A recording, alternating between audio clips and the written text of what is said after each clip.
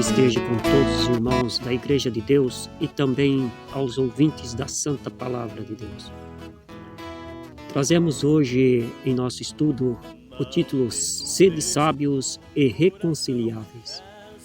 O verso áureo que vamos ler está em Provérbios capítulo 25, verso 9 e 10. Diz assim: Pleiteia a tua causa com o teu próximo e não reveles o segredo da outra, para que não te desonre o que o ouvir e a tua infâmia não se aparte de ti.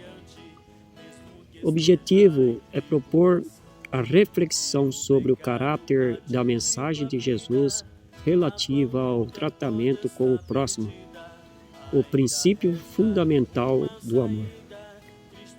Infelizmente, esta lição vem como um antídoto no sentido de prevenir e não como um remédio para curar alguma fratura já existente no corpo de Cristo. Não obstante, nos sentirmos bem à vontade para falar do assunto, uma vez que o objetivo principal da lição é o aperfeiçoamento dos membros. Tratar de questões doutrinárias sempre provoca a sensação de estar atingindo alguém. Porém, se alguém se sentir atingido por algum comentário aqui exposto, saiba que a nossa intenção não é trazer qualquer constrangimento aos irmãos. Antes, nosso objetivo é levar a essência da palavra de Deus, a doutrina de Jesus, na mais ampla compreensão. Jesus superou todas as expectativas indicadas nas profecias sobre sua vinda como Messias. Revolucionou o modo de agir e pensar em relação aos costumes e tradições dos seus contemporâneos. Ele ensinou a simplicidade, quebrou protocolos e superou doutores em sabedoria com apenas 12 anos de idade. Jesus mostrou que é possível praticar o bem e amar o próximo, mesmo quando todos à nossa volta pensem e ajam ao contrário. E mais do que isto, às vezes é necessário ir além. Em caso de litígio entre irmãos, por exemplo, o problema deve ser resolvido o mais breve possível e somente entre os dois, ou no máximo entre os principais envolvidos. Em Mateus capítulo 18, verso 15, diz assim: Ora, se teu irmão pecar contra ti, vai ter com ele e repreende-o entre ti e ele só. Se te ouvir, ganhaste teu irmão. Geralmente as pessoas agem sem consultar a palavra de Deus e, em vez de procurar o irmão para sanar o problema, leva o caso a terceiros. Isto quando não publica o fato em redes sociais, provocando maior escândalo. Paulo reprovou essa atitude. Segundo o apóstolo, é uma falha um irmão ir a litígio contra outro na justiça comum. 1 Coríntios capítulo 6, verso 1. As recomendações de Paulo seguem os mesmos princípios de Jesus. Em caso assim, quem faz o dano deve arcar com as consequências e nunca levar o problema para os que estão de fora. Jesus ensinou como a igreja deve agir. O mais correto é os responsáveis resolver os casos entre si. Porém, se não houver acordo, deve-se consultar o ministério, levando consigo 2 ou 3 testemunhas. Se o infrator ouvir o ministério, tudo bem. Se não ouvir, leve-o perante a igreja.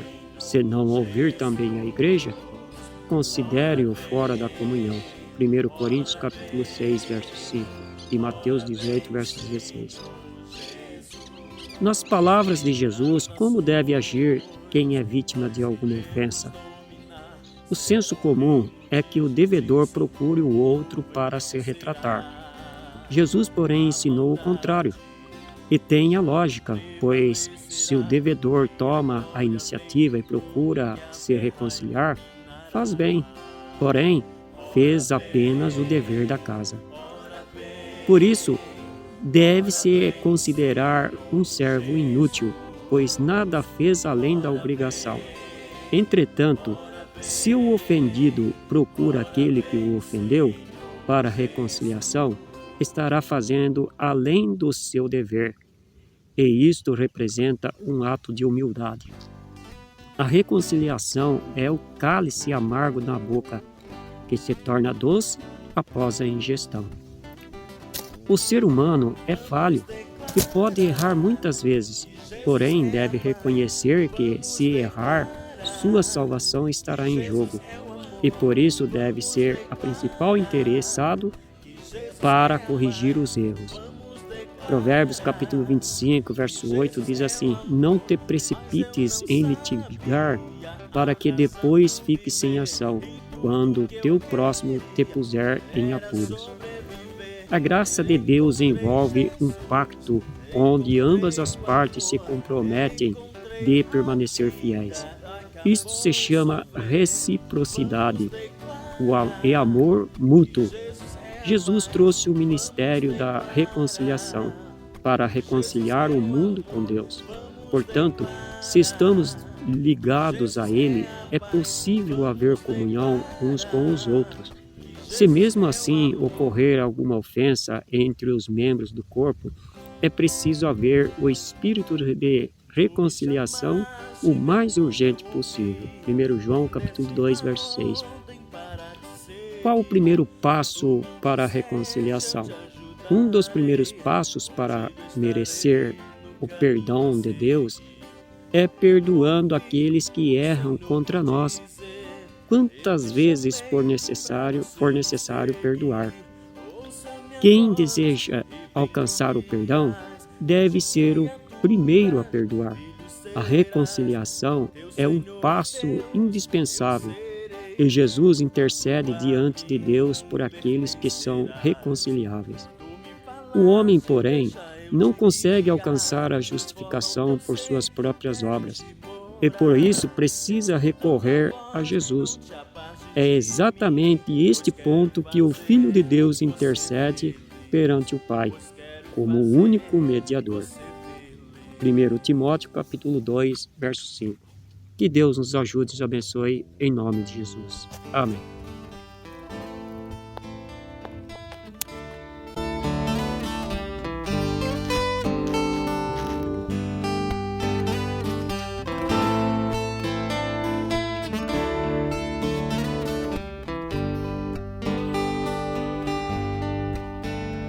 Senhor, eis-me aqui para dizer que te adoro.